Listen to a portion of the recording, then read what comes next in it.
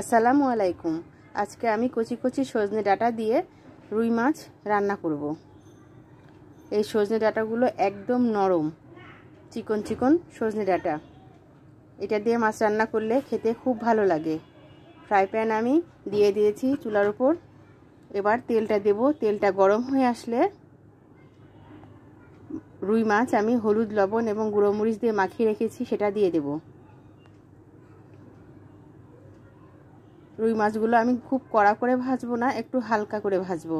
আপনারা চাইলে কড়া করেও ভাজতে পারেন। একটা একটা করে মাছ আমি দিয়ে দিলাম।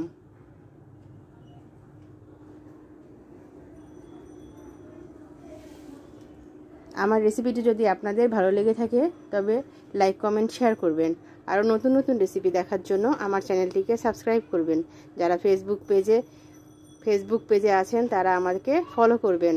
আর যারা নতুন তাদেরকে অভিনন্দন। আর যারা আমার সাথে অলরেডি আছেন তাদেরকে অনেক অনেক ধন্যবাদ আমার সঙ্গে থাকার জন্য। মাছগুলো এক পাশ হয়ে গিয়েছে, আমি উল্টে দিলাম। উল্টে পাল্টে ভালো করে ভেজে নেব। ভাজা হয়ে গেলে মাছগুলো আমি উঠিয়ে নেব।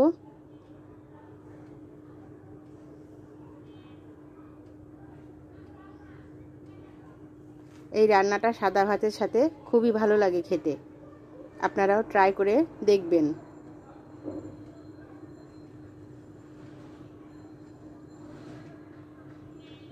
আমার মাছগুলো ভাজা হয়ে গিয়েছে, এবার আমি উঠিয়ে নেব।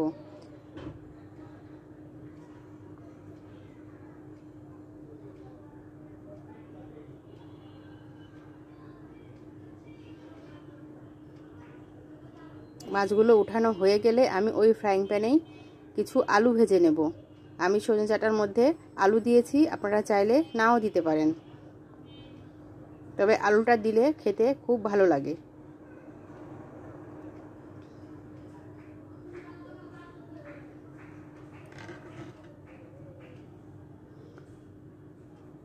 ওই তেলের মধ্যে আলু দিয়ে দিলাম।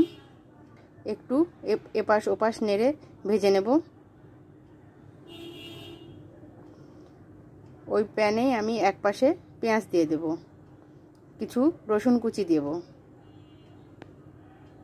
এবং 3 থেকে 4টা কাঁচামরিচ চিড়ে দেব, দিয়ে ভেজে নেব।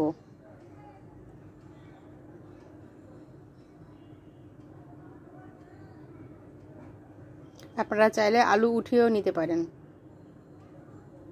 আরও কিছু তেল দিয়ে দিলাম। এবার আমি বাদবাকি মশলাগুলো দিয়ে দিব। এখানে আমি 1 চামচ লবণ,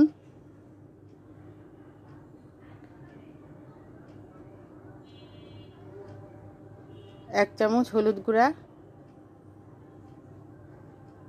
1 চামচ মরিচ গুঁড়া, 1/2 চামচ দিলাম জিরা গুঁড়া, আর 1 চামচ দিলাম আদা বাটা। এখানে আমি সামান্য একটু পানি দিয়ে দিব যাতে মশলাটা পুড়ে না যায়।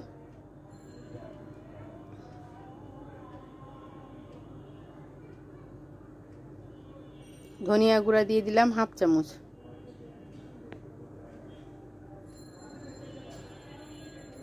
মশলাটাকে আমি ভালো করে কষিয়ে নিব এবং আলুর সাথে মাখিয়ে নিব।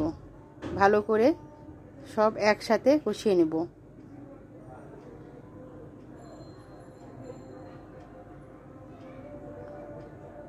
কষানো হয়ে গেলে যে সজনে ডাঁটাগুলো কেটে রেখেছি সেগুলো দিয়ে দেব। এগুলো আমি ডিপে সংরক্ষণ করে রেখেছিলাম।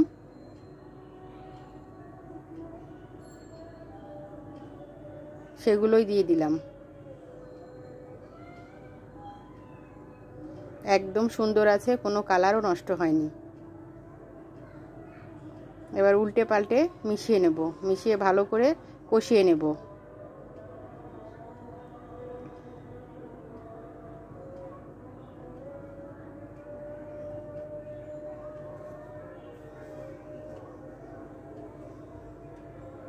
কষানো হয়ে গিয়েছে, আমি পানি দিয়ে দেব পরিমাণ মতো, যাতে ডাঁটা এবং আলু সিদ্ধ হয়ে আসে।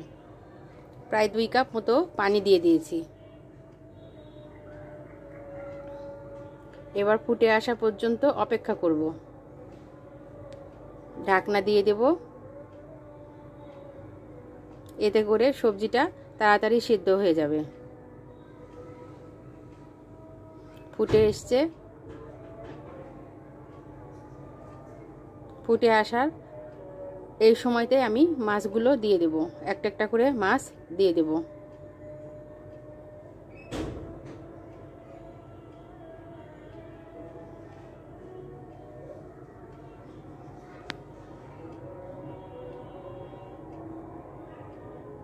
আবারও ঢাকনা দিয়ে দিব।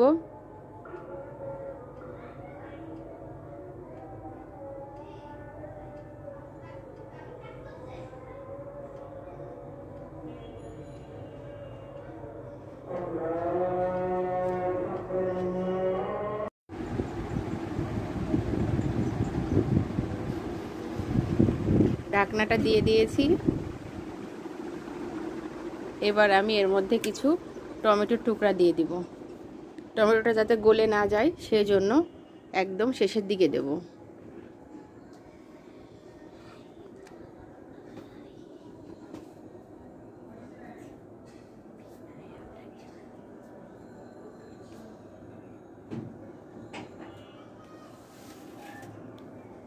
আমার রান্নাটা প্রায় হয়ে এসছে। সজনে ডাঁটা সিদ্ধ হয়ে গিয়েছে, আলুও সিদ্ধ হয়ে গিয়েছে। এবারে আমি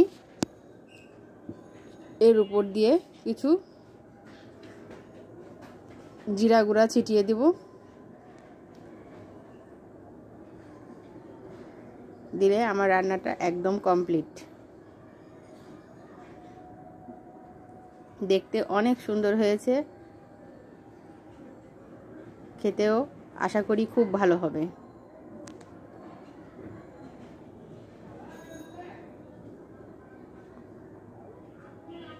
জিরা গুঁড়া দিয়ে ঢাকাটা দিয়ে দিলাম। সাদা ভাতের সাথে খেতে অনেক দারুণ লাগে। এতক্ষণ আমার সঙ্গে থাকার জন্য ধন্যবাদ। ধন্যবাদ সবাইকে। খোদা হাফেজ।